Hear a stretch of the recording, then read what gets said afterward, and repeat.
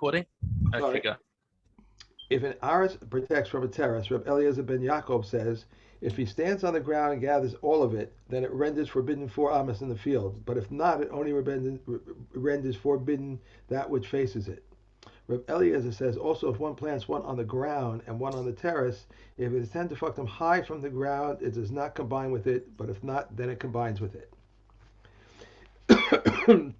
Excuse me.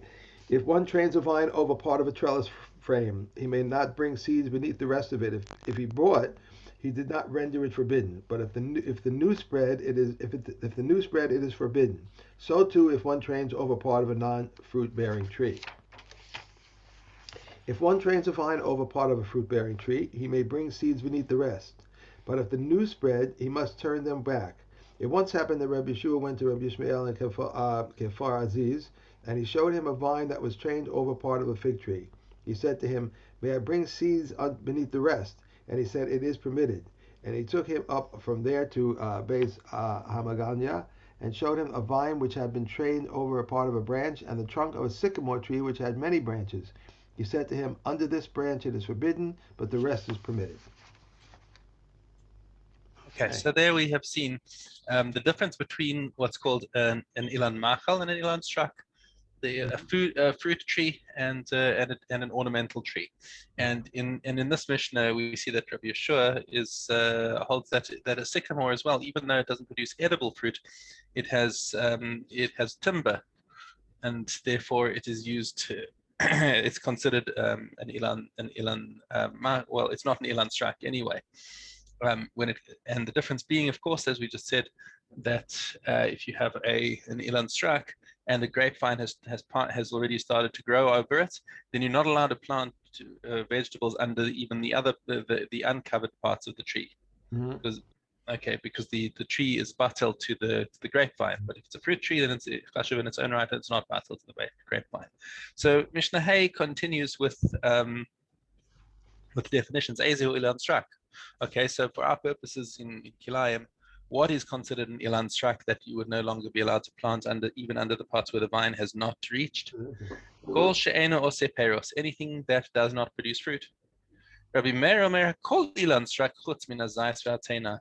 Rabbi Meir disagrees. He says everything is considered ornamental other than olives and figs, because olives and figs are chashuv, they're important fruits, and therefore they don't. Therefore, they're not batel to the grapevine. But anything else, interestingly, he doesn't even include a pomegranate, or a date, or a date palms. If you think in terms of thinking of the fruits of Eretz Yisrael. He's just interested in olives and figs. Those are the chashuv ones. Okay, Rabbi Yossi.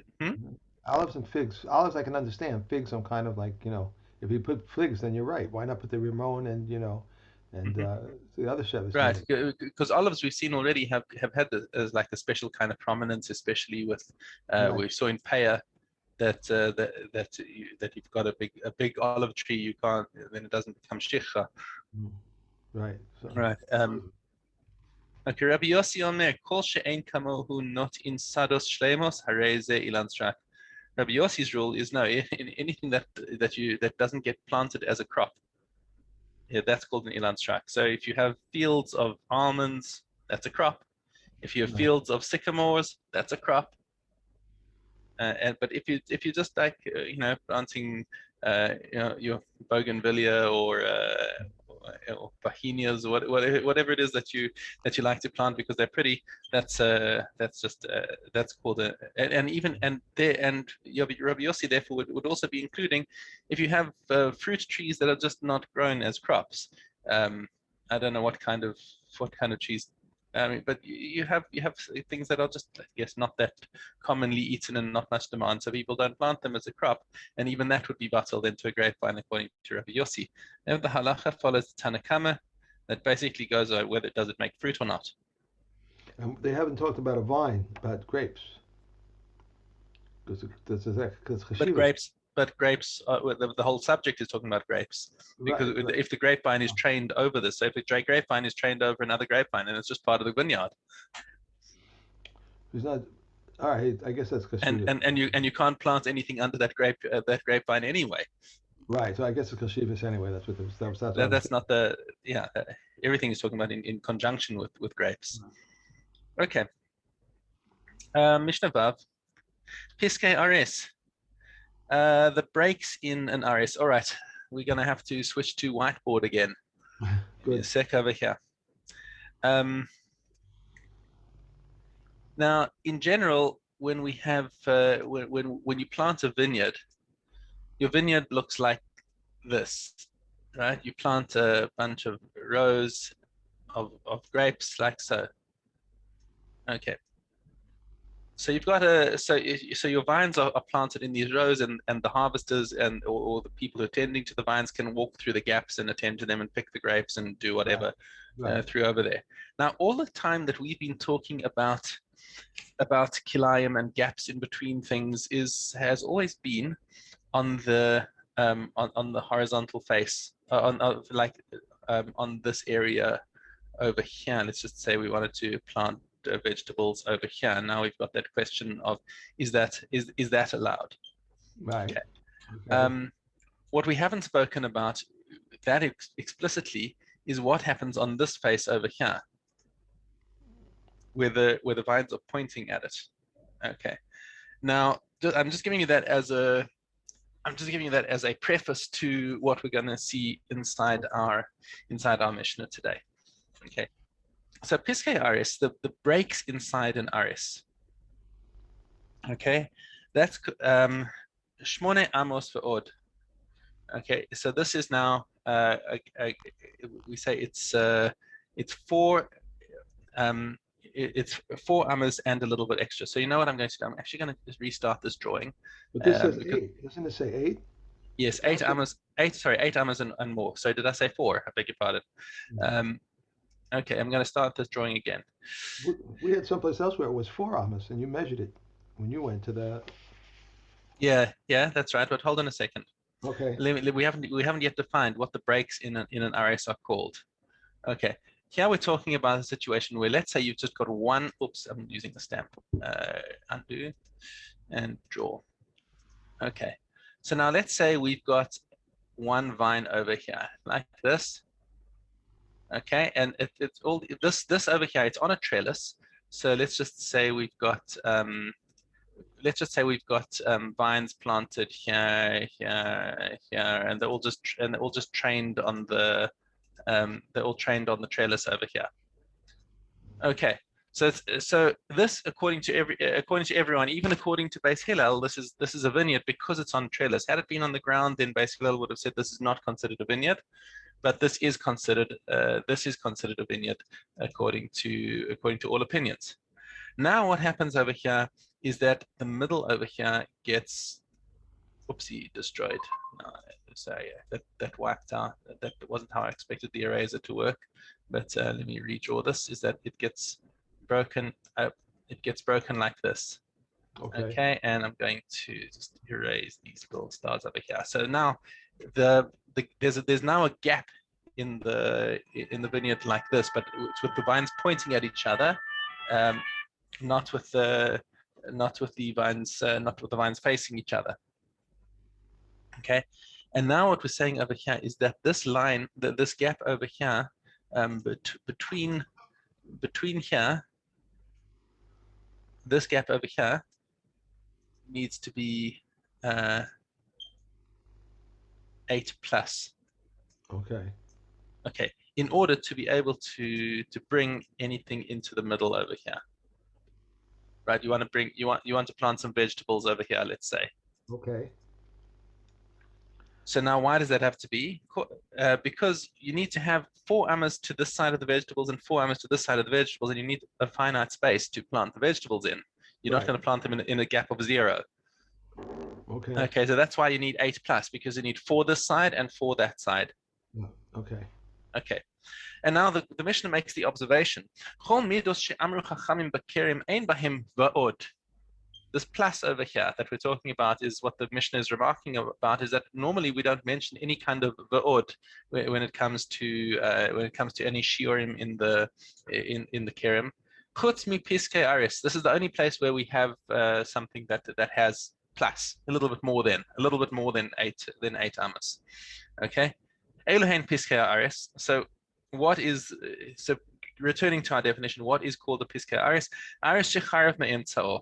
You've got this situation that I've drawn over here, the aris that has been destroyed in the middle. V'nishtayru bo chamesh gefanim mikan v'chamesh gefanim mikan.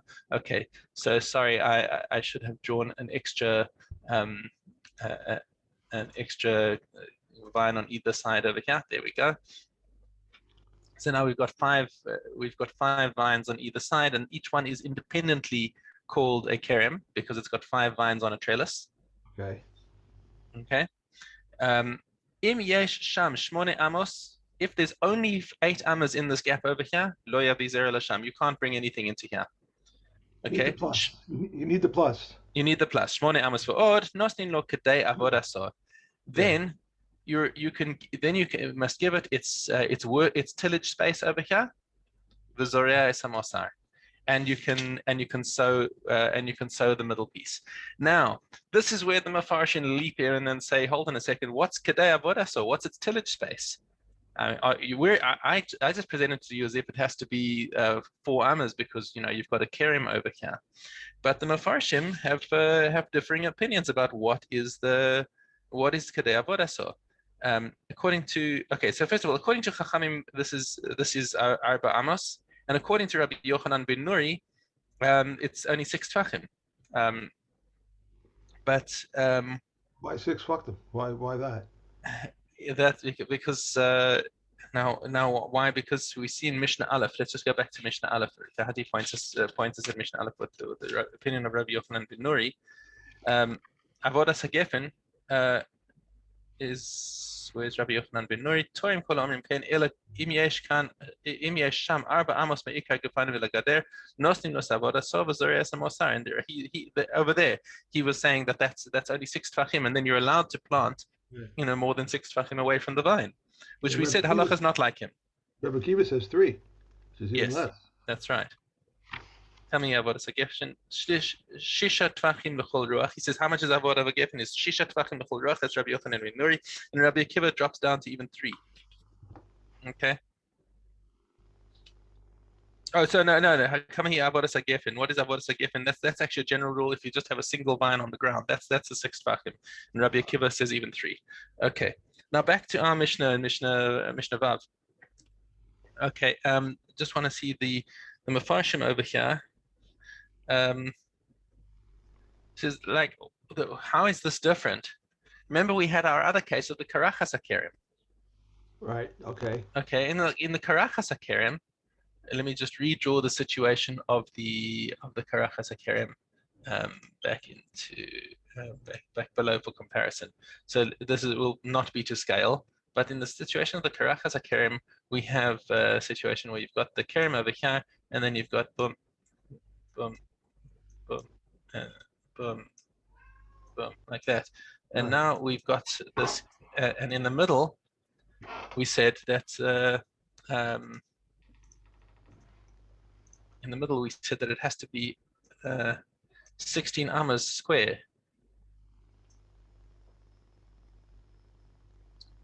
We say that this area over here between there has to be 16 amas in all directions. Right.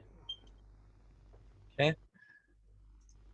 So now, in order to plant inside there, we said you have to have a 16 amas square area in order to be able to plant here, and there you still had to leave an 8 amma gap on all sides. A 4 amma gap on each side in order to be able to plant in the middle over here. So why does it have to be 16 ammas in this case? But in this case, we're allowing 8.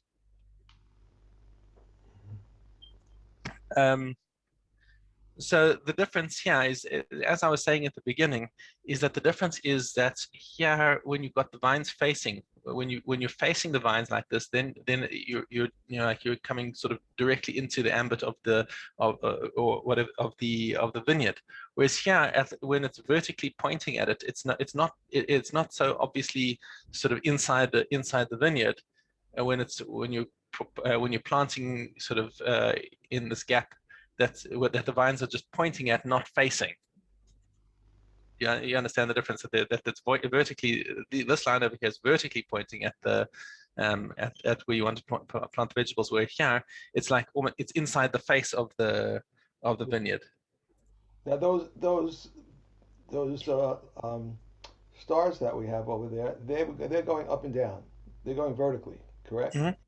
And we need to leave 4 amas between each one. Now these over here. The stars represent the bases of the vines. Right, but what are we putting on those vines? I mean, So they're growing on a trellis over here in this direction. okay. And we're Okay, so they're going, considered a vineyard. If you wanted to plant vegetables over here, right, you'd also have to leave a 4 amma gap over here. right. But And on those the vines that are on the trellis, we're planting grapes, and I thought we said the grape line had to be 4 amas apart, so you could work through them. Am I yeah, correct? they have to be well, no, the rows have to be 4 ammas apart. That's what I mean. The rows between, yeah, Yeah. between them, right? Okay, but they're trained. So that's not really the point of how far the vines are spaced from each other. That's not what we're talking about over here. Um, there's an interesting. Let me just take a look inside the parish again here for the point I was trying to make. Parish Rush. Okay, so this over here is according to the parish of the Rush that that you have to that this is nice and simple. That over here, the reason why we allow the planting over here is because we've got over here. That means between here and here, you've now got 4, and over here you've now got 4. Okay, because you've got 8 plus over here. But So that's according to the parish of the Rush. we need more than 4 though to make it more than 8 to make it 8 plus, right? Well, no, there's the gap of the vegetables. Okay, all See, right. the vegetables take up a finite space. It's a non-zero space that they're taking up there. Okay, That's fine. why we've got the 8 plus. Right. Okay. It's not like a Caracas, a Kerim, because plant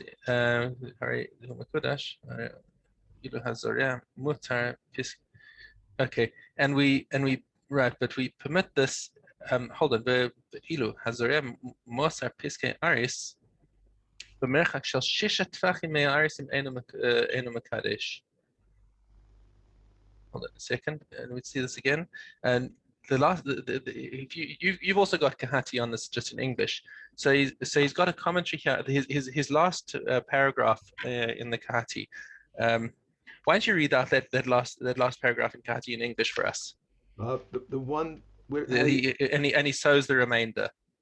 okay, Chachamim, okay, Chachamim are 4 amos, and according to Rabbi Yochanan Benori, 6. No. We're in Mishnah Vav. So I'm going to next, and he may sow the rest in the middle. Thus, according to the Chachamim, he may sow only within the extra space. Thus, even the Chachamim do not compare an aris to a vineyard in every respect, since the gaps of an aris differ from that of a karakas, whose measurement is 16 amas. Moreover, sowing 4 amas in the vineyard tilling space renders forbidden the produce, whereas growing the remainder of an aris gap within 6 tefakim of the aris does not render forbidden the produce. Okay, so hold on a second. So then in that case, what I've actually described this incorrectly, that once you've got this gap of 8 plus, that means that you have the space over here.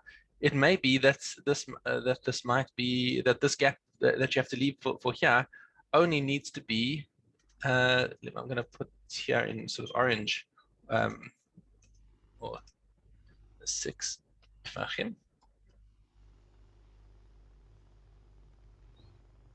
Okay. so maybe you're allowed to you're allowed to plant a lot more in between here, because once you've established a gap of 8 plus, now you're even allowed to plant up to 6 tvachim from this last vine over here, according to what the Rashi is saying here. Carry on. Is this 6 tvachim taking up the space of the 4 and the 4? So in place of the 4, replace that 4 amas with 6 tvachim. The other side would also have 6. Yes, correct. Okay. All right. So then it says we followed the Rashi's interpretation shared by most commentators. However, according to Rambam, if there are 8 cubits and somewhat more, all agree that the Aris receives only 6 tefachim, and the rest may be sown. Since in such a case the vines do not combine into a vineyard, they count as single vines. Hagra agrees with Rambam's ruling that for a different reason, a vineyard receives 4 amas, where only when he sows one opposite the vines. But when right, so Kenega, that means across the horizontal space, like we have over here. Okay. So, and sowing laterally, a distance of 6 tefachim suffices. Here too, the sowing between the arisim proceeds laterally. The Rambam defines somewhat more as 1/60th of a cubit, 1/10 of a handbreadth. Okay, so this is a very interesting little technical point over here about how close, if you have that sort of perpendicular planting, do you need to keep 4 amos or 6 tvachim? Well, everyone says that you need 8 amos and more in order to permit planting anything. Otherwise, the vines, the whole area is considered part of the kerim. But once you have more than 8 tvachim between those vines, then boom, so you can actually plant your vegetables like right up to here. Right up to within 6 tvachim of the vines, even though you leave, yeah. I'm sorry? Right. Wow. Okay. You just could have said 9 instead of 8 plus, No, but 8, but it's not 9 because 8 and a 60th of a number. That's what you just saw. So it's a little bit extra. All right, let me save that diagram. Okay.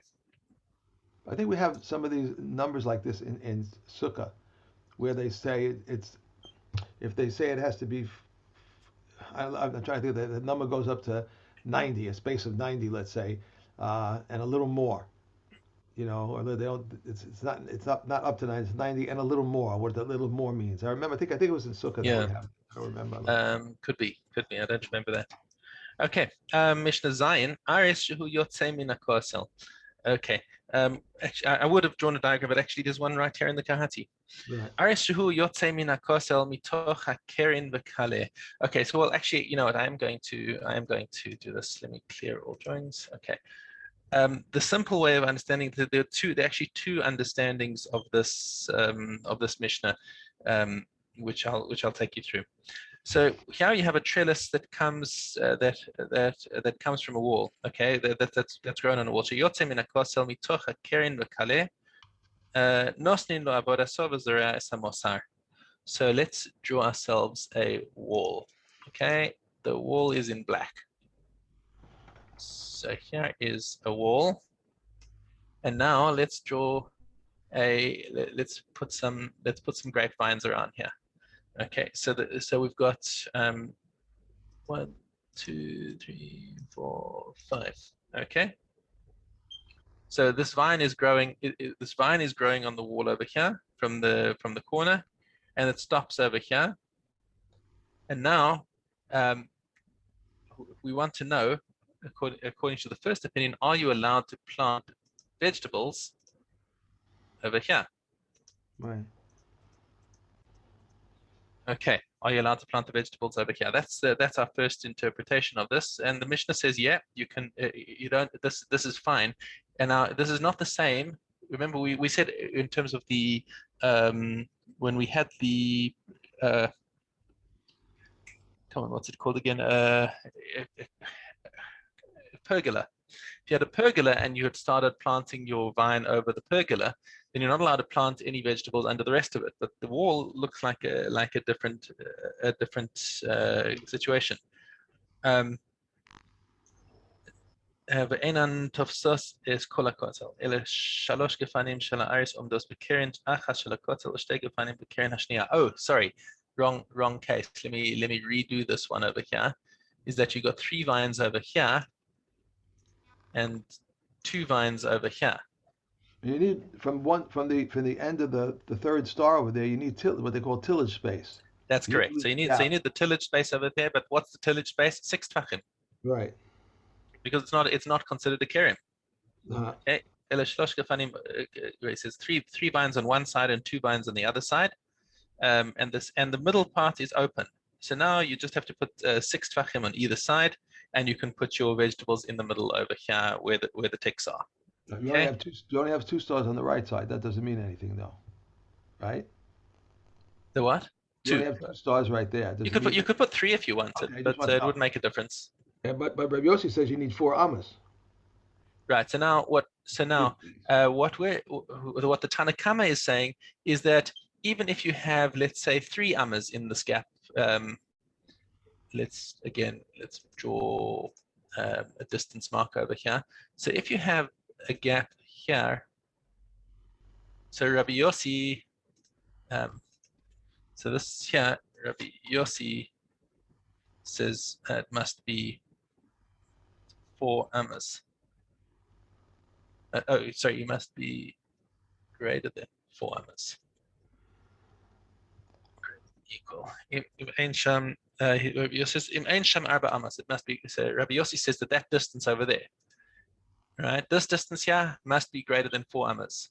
Mm-hmm. But everyone agrees that that the back to this over here, this over here, back to text over here needs to be 6. Oopsie. 6 tvachim.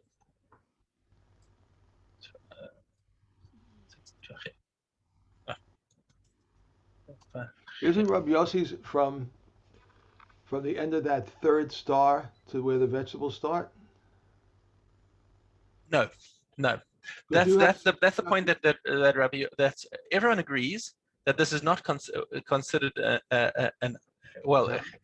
that's if assuming that you have greater than 4 amas, then everyone's on board and says that you need to leave gaps of 6 tvachim over here and over here and over here.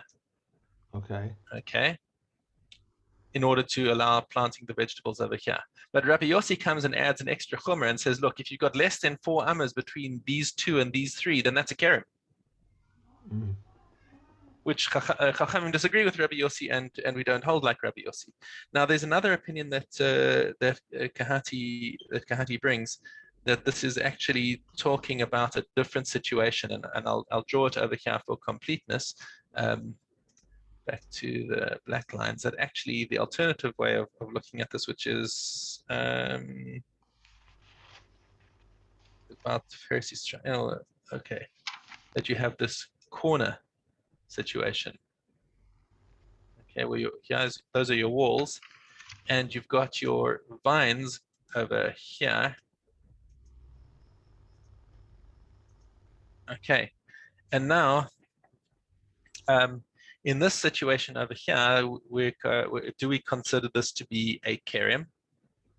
So this over and mitoch kerim v'kaleh. So this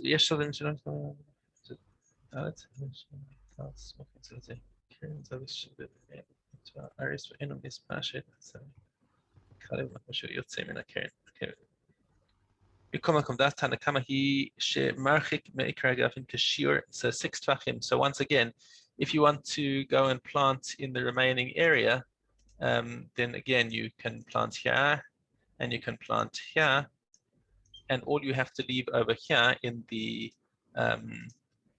gap area, once again, is you just have to leave the 6 tvachim.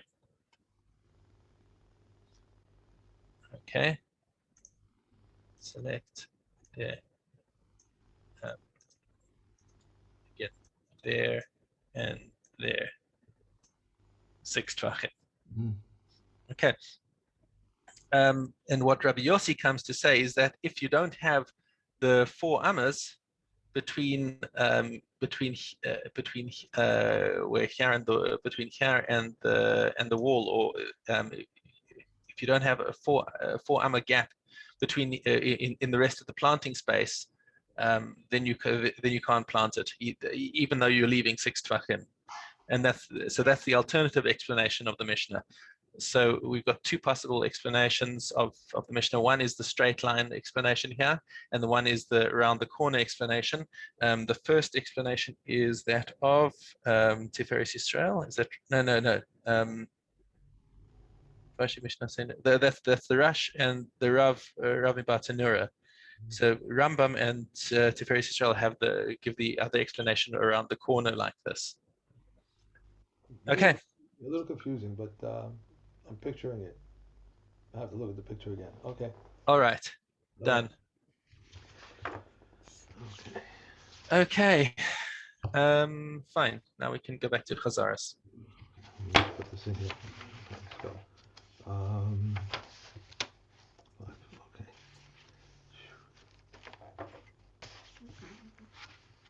Okay, that was a little Mishnah there at the end there, but confusing. Okay. Mm-hmm. Yeah, there's a lot of complex stuff inside these Mishnayos. They look little and simple, but yeah, you need some diagrams to explain them properly. Sure. All right. Gimel Hay. One may plant a cucumber and a gourd in one hollow, provided this leans to one side and the other leans to the other side. The tips of the leaves of one lean to one side, and the tips of the leaves of the other side to the other side, because whatever this Chachamim forbade, they've decreed only on account of appearances. If his field was sown with onions and he wishes to plant in it rows of gourds, Rabbi Yishmael says he uproots 2 rows and plants 1 row. He leaves the standing crop of onions over the space of 2 rows and uproots 2 rows and plants in 1 row. Rabbi Akiva says he uproots 2 rows and plants 2 rows and leaves the standing crop of onions over the space of 2 rows and uproots 2 rows and plants 2 rows. But the Chachamim say if there are not 12 amas between one row and another, he may not maintain the seeds between them. A gourd in a vegetable is as vegetable, but in grain it is given a bet rova. If one's field was sown with grain and he wished to plant it in a row of gourds, it is given 6 tefakim for tending it. And if it grew, he must uproot in front of it. Rabbi Yossi says it is given 4 cubits to tend it, and they said to him, "Do you treat this more stringently than vine?" And he said to them, "We find this to be more stringent than vine, since a single vine is given 6 tefakim to tend it, but a single gourd is given a bet rova." Reb Meir says in the name of Yishmael, wherever there are 3 gourds in a betzah, then he may not bring it into the betzah any seed. Rabbi Yossi ben Chotov Tef Afradi said in the name of Reb Ishmael, whenever there are 3 gourds in a bet kor, they may not bring them into the bet kor any seed. That's it? Yep. Really? Oh wow. Okay. Yeah. Paya Zayin Hay. Okay.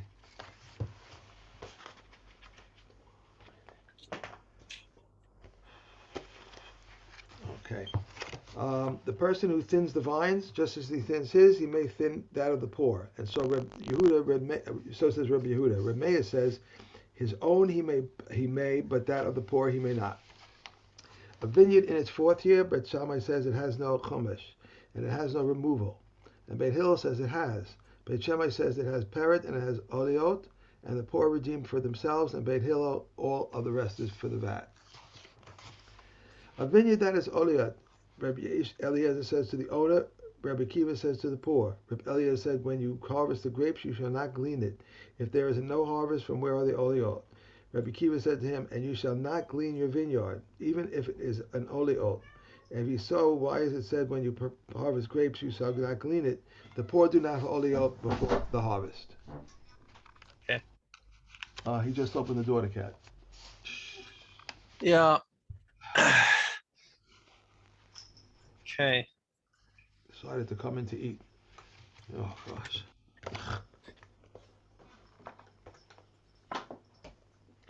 Okay. Machshirin Aleph Vav. The other guy's here now. Oh, you know what they're doing? Did I tell you that they're jumping on top of my fish tank? You know that big fish tank I have on the wall? Yeah. And the top opens up, so if you need to do any work, and the frame comes down, it just folds down. Now they're jumping on the top. I warned them, I said, if you go in that fish tank, that one blew on lentils to ascertain whether they are of good quality. Reb Shimon says they are not included in the law of where is it? Bechutan. Utan, Utan. I can't get that right. Anyway, they're not included in the law of water is place, but the comments say they are included in the law of water is place.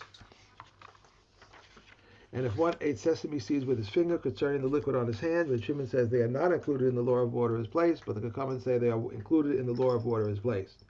If one hid his fruits in water because of thieves, the fruits are not included in the law of water is placed. And there was an incident with the people of Yerushalayim who hid their pressed figs in the water because of the extortionists. And the rabbis ruled that the figs were tahor. If one places fruits Because they were put there not because they wanted the water, but because they wanted to hide them from the thieves. fruit, right. If one places fruits in the rapids of a river in order to bring them with him, they are not included in the law of water is placed. Regarding the perspiration of houses, cisterns, ditches, and caves, it is tahor.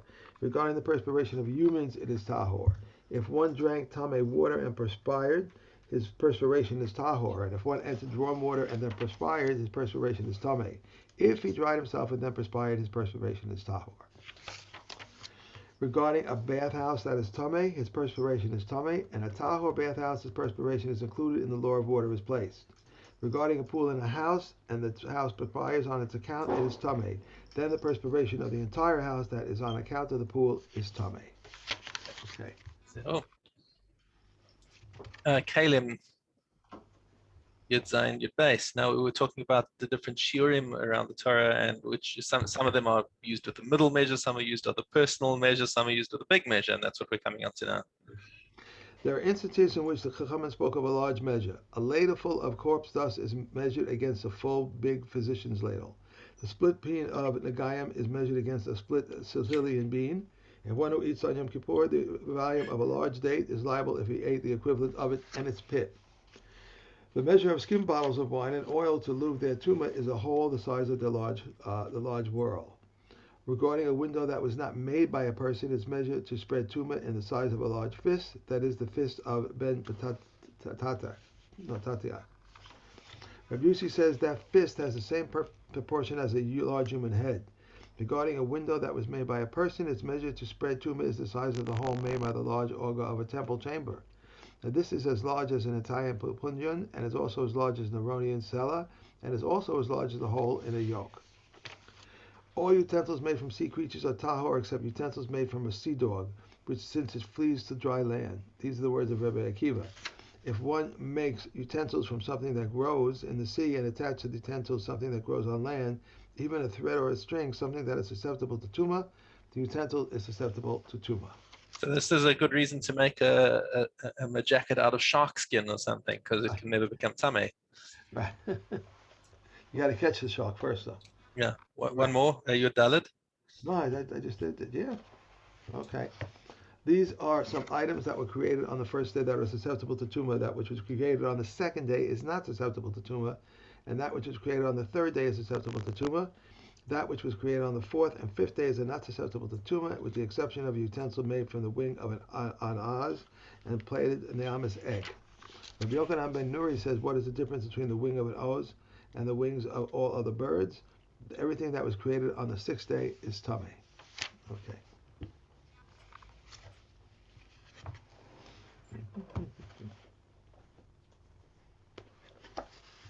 Sanhedrin Ches Dalit. If his father was willing and his mother was not, or his father was not willing and his mother was willing, he does not become a ben or ma'or, unless they are both willing. Rabbi Yehuda says if his mother did not correspond to his father, he does not become a ben or ma'or. If one of them is missing a hand or was lame, mute, blind, or deaf, he does not become a ben mor sa'ora, as it is said, his father and mother shall seize him, which excludes those missing a hand, and they shall take him out, which excludes the lame, and they shall lame, and they shall say, which excludes the mute, the son of ours, which excludes the blind, does not hear our voice, which excludes the deaf. They warn him before 3 and flog him. If he repeats his misdeed, he is judged by 23. If he is not stoned unless the original three are present, and it says, this son of ours, this son who was flogged in your presence. If he fled before the sentence was pronounced and his lower beard then grew around, he is exempt. If he fled after the sentence was pronounced and his lower beard then grew around, he is liable. Ben Soma Ora is judged according to his eventual outcome. Let him die innocent, not guilty. For the death of the wicked is beneficial to them and beneficial to the world. But that of the righteous is detrimental to them and detrimental to the world. Wine and sleep for the wicked are beneficial to them and beneficial to the world, but they are righteous, and they are detrimental to them and detrimental to the world. Disposal of the wicked is beneficial to them and beneficial to the world, but that of the righteous is detrimental to them and detrimental to the world. An assembly of the wicked is detrimental to them and detrimental to the world, but that of the righteous is beneficial to them and beneficial to the world. Tranquility for the wicked is detrimental to them and detrimental to the world, but for the righteous is beneficial to them and beneficial to the world. One who enters through a tunnel is judged according to the eventual outcome. If he was I remember, because if somebody breaks and enters into a house, you can kill him on the spot, even though he hasn't done anything that's really made him liable to a death penalty. But so we're anticipating the fact that he's likely to kill somebody. If he was coming through a tunnel and he broke a barrel, if his blood is accountable, he is liable. If his blood is not accountable, he is exempt. Right. Finally, sukkah.